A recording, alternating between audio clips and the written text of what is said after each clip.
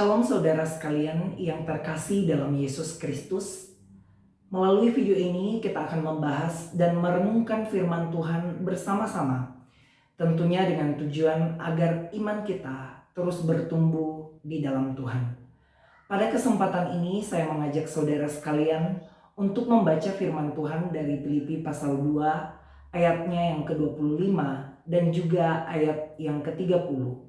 Dan tentunya mendorong saudara sekalian untuk membaca secara keseluruhan kitab Filipi pasal 2. Filipi pasal 2 ayat 25 firman Tuhan berkata, "Sementara itu, kuanggap perlu mengirim kembali kepadamu Epafroditus, saudaraku dan teman sekerja serta teman seperjuanganku yang kamu utus untuk melayani aku dalam keperluanku."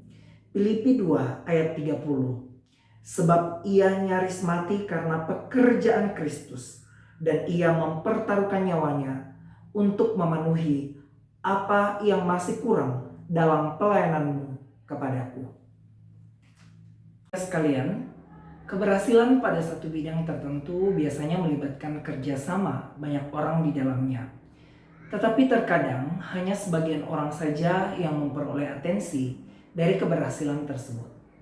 Sosok tersembunyi atau hidden figure atau sosok-sosok di balik layar adalah istilah yang sering orang gunakan bagi mereka yang memiliki jasa yang besar dalam suatu pencapaian atau keberhasilan pada suatu aspek, misalnya penelitian, kemajuan teknologi, pendidikan, dan lain sebagainya, tetapi kurang mendapat sorotan atau kurang terkenal. Ketika membahas tentang sosok tersembunyi, saya sendiri langsung teringat kepada salah satu film favorit dengan judul yang sama, yaitu Hidden Figure.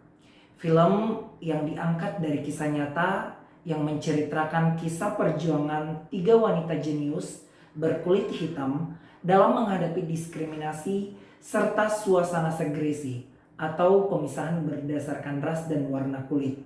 Padahal mereka memiliki peran vital dalam keberhasilan penerbangan awal atau space flight Badan Antariksa Amerika Serikat atau yang lazim kita kenal dengan istilah NASA. Kisah kegigihan ketiga sosok ini kemudian dimuat dalam sebuah buku, diangkat menjadi sebuah film motivasi, dan di laman website NASA sendiri memberikan judul kepada biografi mereka, From Hidden to Modern Figure. Di dalam Alkitab, firman Allah yang berotoritas, kita menemukan dan tentu banyak belajar dari berbagai tokoh secara khusus dalam hal keteladanan iman serta keteladanan dalam pelayanan. Sehingga tokoh-tokoh tersebut dapat dikatakan tokoh yang terkenal dalam kehidupan beriman orang Kristen, karena mungkin tokoh-tokoh ini sering dikhotbahkan oleh para rohaniwan, di-highlight dalam pembacaan Alkitab pribadi, ataupun menjadi nama dari suatu badan atau lembaga kekristenan. Namun ada banyak tokoh lain yang juga dituliskan dalam Alkitab, di mana mereka sangat militan dalam pelayanan, namun mungkin banyak orang Kristen tidak atau kurang mengetahui tentang mereka. Hari ini dalam pembacaan kita menyebutkan satu nama yang mungkin cukup asing bagi kita, yaitu Epafroditus. Namanya tentu tidak sefamiliar dengan tokoh-tokoh Alkitab lain dalam Perjanjian Baru seperti Paulus, Petrus, Timotius, dan tokoh-tokoh lainnya.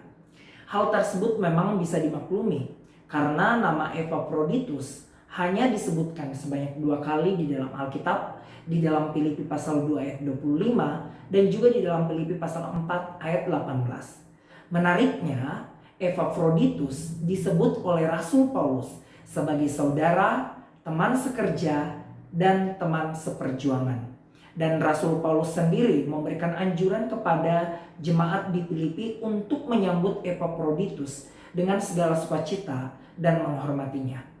Menarik saudara sekalian untuk kita pilih dan kita pelajari bersama siapakah sebenarnya Epafroditus itu. Mengapa ia menjadi seorang yang sangat berkesan di hati Rasul Paulus, dan apa yang bisa kita pelajari dari sosok ini.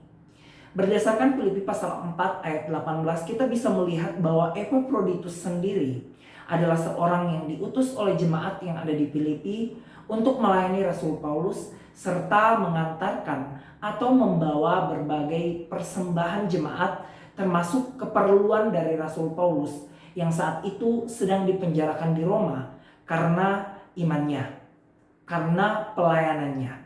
Nah, jika kita lihat dari tugas yang dibebankan kepada Epaphroditus, bukanlah sesuatu yang terlalu sukar atau terlalu mustahil untuk dilakukan. Tetapi mengapa Rasul Paulus sendiri memberikan penghargaan khusus kepadanya dan juga menyebutnya sebagai saudara, teman sekerja, dan teman sekerja? Di dalam Filipi pasal 2 ayat 26 sampai 30, kita bisa melihat bersama bahwa ketika melayani Rasul Paulus yang saat itu sedang dipenjara di Roma, Epaphroditus mengalami sakit parah yang membuatnya hampir mati. Alkitab tidak menuliskan jenis penyakit yang dialami oleh Epaphroditus saat itu.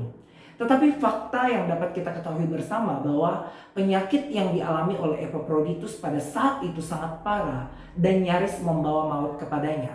Tetapi Rasul Paulus kemudian menuliskan bahwa Allah mengasihi Epaphroditus dan memberikan kesembuhan kepadanya. Kemudian setelah sembuh, Paulus mengutus kembali Epaphroditus kembali ke jemaat di Filipi dan membawa suratnya yang sekarang kita kenal sebagai kitab Filipi. Dari hal tersebut, kita dapat melihat pengorbanan, ketulusan, dan kesetiaan Epaphroditus dalam melayani Tuhan dan sesama.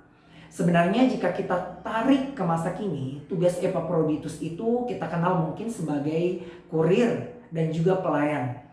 Tetapi faktanya, dalam melaksanakan tugas ini, Epaphroditus mempertaruhkan nyawanya untuk melayani Rasul Paulus. Artinya, Epaphroditus melakukan lebih daripada tugasnya sendiri.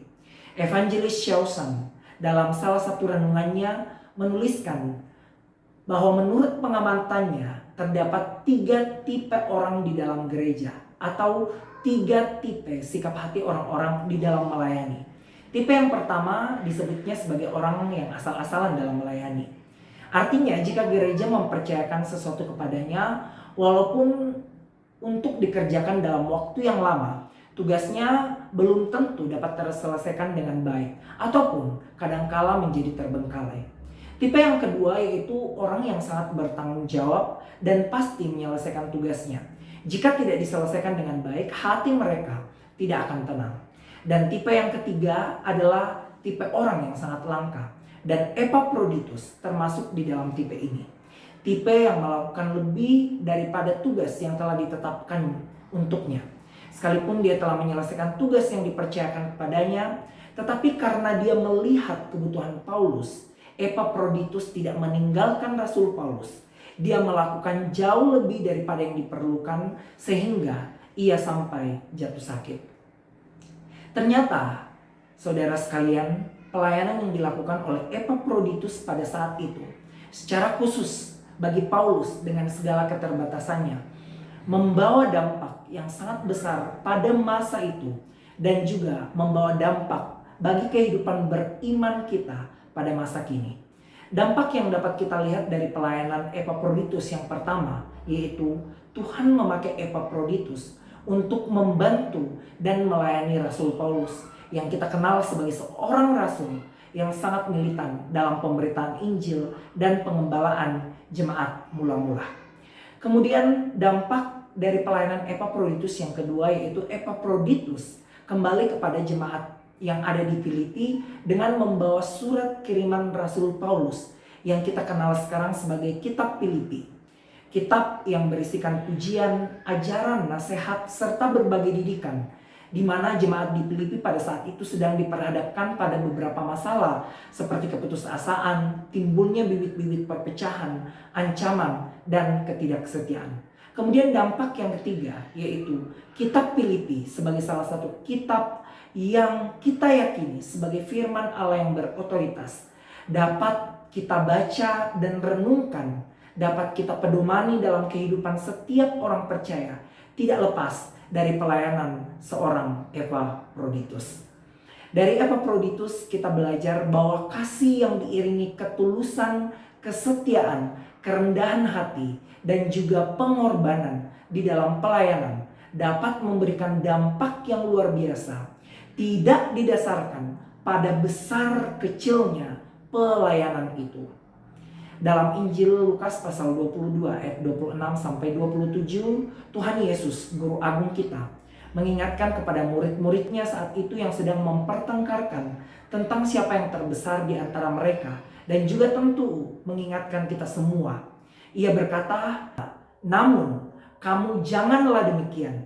Yang terbesar di antara kamu hendaklah menjadi seperti yang paling muda, dan pemimpin menjadi seperti pelayan. Sebab siapakah yang lebih besar, yang duduk makan atau yang melayani? Bukankah dia yang duduk makan? Namun aku ada di tengah-tengah kamu sebagai pelayan." Tuhan bisa memakai setiap pelayanan yang kita lakukan yang mungkin di pandangan banyak orang adalah sesuatu yang kecil, sederhana, tidak terlalu berpengaruh, menjadi sebuah pelayanan yang akan memberikan dampak yang sangat besar. Misalnya saja dalam persekutuan kategorial seperti persekutuan pemuda. Tentu tidak semua kita bisa menjadi pemimpin atau pengurus, tetapi kita semua dapat menjadi anggota yang berpartisipasi aktif, seperti mengingatkan rekan-rekan terkait jadwal ibadah, mengerimkan renungan, memberikan tumpangan bagi mereka yang tidak memiliki kendaraan, dan tindakan sederhana lainnya. Saudara sekalian, ada satu cerita menarik dari almarhum Billy Graham dalam biografinya. Seorang yang dikenal sebagai salah satu tokoh penginjilan Kristen yang sangat berpengaruh di abad ke-20, yang Tuhan pakai secara luar biasa membawa banyak jiwa menerima Yesus Kristus sebagai Tuhan dan Juru Selamat. Di mana pada tahun 1934, seorang teman baiknya bernama Albert McMakin mengajaknya untuk mengikuti KKR dari seorang penginjil keliling bernama Mordecai Ham. Dalam momen itulah Billy Graham mengalami pertobatan pribadi. Dari situlah Tuhan mulai memakainya secara luar biasa dalam pemberitaan Injilnya. Ternyata, saudara sekalian, di balik seorang yang Tuhan pakai secara luar biasa, ada hidden figure yang Tuhan pakai lewat ajakannya untuk membentuk seorang yang akan dipakainya secara luar biasa. Nah, seperti Epaphroditus yang Tuhan pakai, sehingga memberikan dampak yang luar biasa dalam pelayanan dan pekerjaan Tuhan. Ia memberikan kesempatan yang sama bagi kita semua yang dapat kita mulai dari hal-hal kecil. Sebagai penutup dalam renungan kita kali ini, saya ingin mengutip apa yang dituliskan Sabda dalam biografi Epaphroditus, bahwa meskipun hanya sedikit informasi yang kita ketahui tentang Epaphroditus, namun teladannya dalam kesetiaan, kerendahan hati, dan kepedulian patut kita teladani. Ia adalah contoh nyata seorang pahlawan iman yang bekerja di balik layar. Tuhan memberkati kita semua dengan firman-Nya. Amin.